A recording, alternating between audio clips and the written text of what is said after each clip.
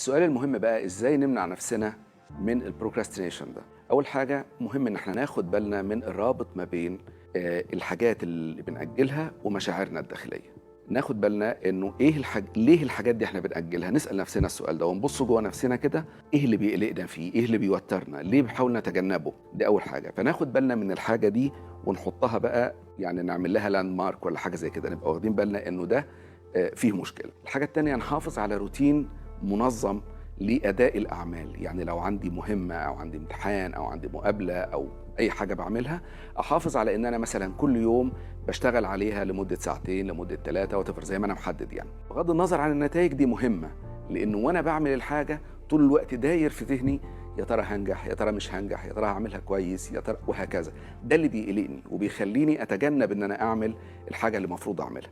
فطول الوقت أنبه نفسي إنه لا، ما تسألش نفسك عن النتائج، اعمل المطلوب منك وبس.